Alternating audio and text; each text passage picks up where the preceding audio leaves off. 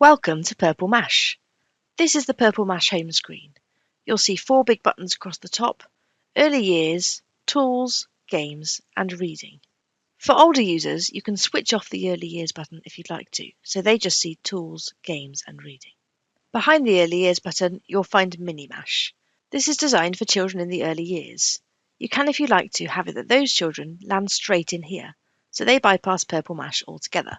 Those changes can be made in the Mini-Mash settings. In the tools, you'll find a range of software tools to help children develop their confidence in computing and apply their skills across the curriculum. The tools are arranged in themes: coding, communicating and sharing, English, maths and data handling, art and design, quiz and game creation, knowledge and understanding of the world, and music and sound. When using a tool, children work in the main part of the browser. There's a toolbar along the top, with a menu to the top left, containing options like New, Open, Save and Print.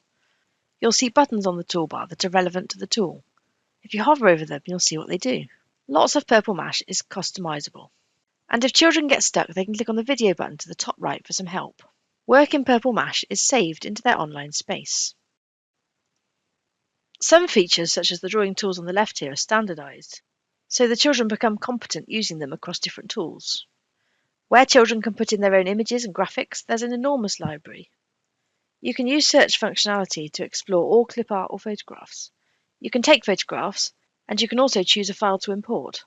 The children can develop such a wide range of skills using the Purple Mash tools, and it's lovely to combine them with topics such as this game based in ancient Egypt. Making an interactive information book about the dinosaurs. Illustrating a scientific concept using animation. And developing programs when coding. You could make close activities for the children in your class. They can create digital art and have a go at music composition.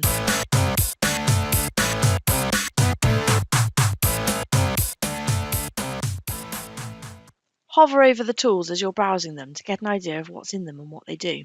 In the Teachers area at the top, under Planning, you'll find a computing scheme of work. This has been written by education experts to help teachers deliver lessons using the tools to develop children's key skills in computing. In here, you'll find a quick start guide to the scheme and an overview. Within each year group folder, you'll find a set of units. Inside each unit folder, you'll find information about that unit, including a unit overview, prior and future learning links, a knowledge organizer, and a learning mat. Beneath these, in lesson folders, you'll find all the contents you need for a particular lesson. For example, in Lesson 2, I've got the lesson plan for Lesson 2, an editable PowerPoint slideshow with notes against each slide, and all the resources I need for that lesson. I can set tasks for the lesson directly from the scheme. In coding and in spreadsheets, you'll also see crash courses. In this example, the Year 4 children could do the coding crash course if they haven't done the coding units in Years 1 to 3. Also in coding and spreadsheets, as well as the lesson plan and the slideshow, you'll find a teacher video taking you through the key elements of the lesson. Some of the tools have been used to make some pre-made resources. These are arranged in these subject and topic areas. If I go to Science, for example, I'll see the tools that are most applicable to science, and beneath these I'll see most popular curriculum science topics. In this example of the human body, you'll see some Dorling Kindersley non-fiction resources at the top, and beneath these you'll see a series of writing projects, activities and quizzes, paint projects and printable resources. The content of topic areas will vary depending on the topic and what's been created. All of the writing projects are themed applications made using 2Publish. You can click on a resource and click on Launch to open it. With this particular one, you'll see some information that the children can read through on opening. You'll see a background has been applied, and you'll see the pictures on the right have been narrowed down to those most appropriate for the topic. There's clear boxes for images and for writing, and if you click on them, it will zoom in. This one I can write in, I can click out to zoom out, and click to add an image in my image box.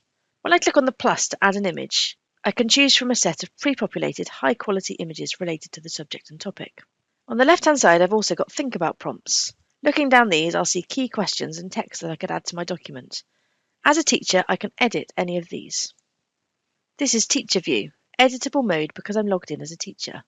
At the top, I can click on this toggle to switch to Child View to see what the children would see.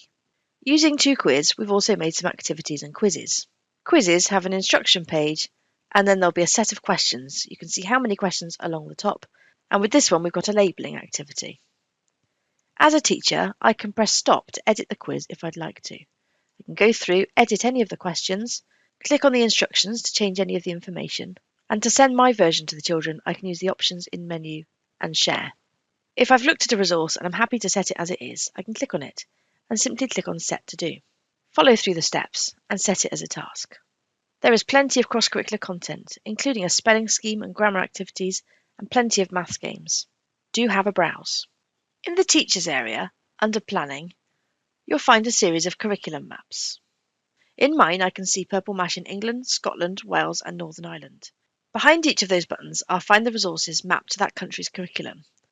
I could, in this example, click on Purple Mash in Geography, select my key stage and the area I'm planning for, and then have a look at the objectives in that area and have a look through the resources suggested. Going back to the early years and Mini-Mash, we've picked out the most early years friendly tools, and we've also used those tools to create a range of early years friendly resources. We've popped them in this environment called Mini-Mash. Mini-Mash is full of categories. Games, numbers and counting, reading and writing. When you click on a category, you'll see the tools and resources behind nice big buttons. You can interact with the background, Go outside. and when you open and interact with a resource, the environment will look very similar to as if you had opened it in Purple Mash. As children create work, they can save their work into their tray. Mini-Mash will name and date the work for them. To the top right, you've got pins. These are editable by going to the menu and clicking on Edit Pins. You'll also see the scheme of work for reception, links to EYFS, and a variety of other help documents and tools in here. You'll also see the option to return to Purple Mash. In addition to all the tools and resources that we've looked at so far, we've also got buttons for games and reading. Behind games, you'll find a series of educational games. At the top, you've got Data Detective, a series of challenges in which the children answer questions on big sets of data. You'll also find a series of maths games. Children can use these to practice key concepts in maths.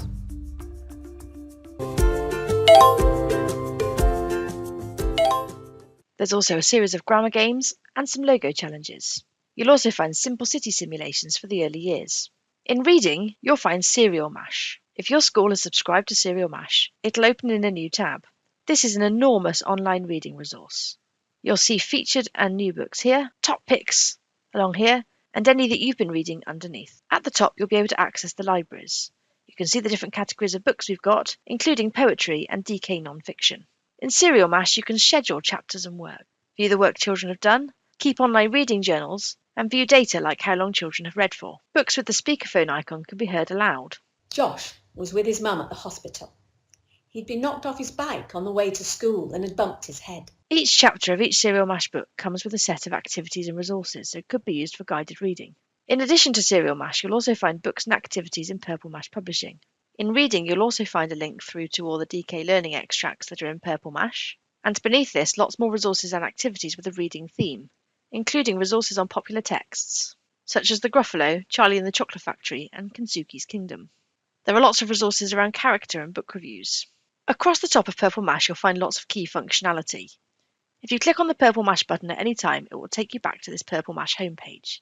Alongside that, we've got a task setting process called To-Dos, the work area, where you'll find work that you've saved, data, which will include your marking and scores, a sharing area for sharing online work, and of course the Teachers section that houses the planning and further support. Under Professional Development, you'll see a button called Mash Chats. You can book a Mash Chat with us at any time to discuss any of this further or have your questions answered. These are free as part of your subscription. For any admin tasks or technical support, please do familiarise yourself with this admin menu to the top right. It's of course where you can also edit your background and your avatar. Have fun exploring Purple Mash.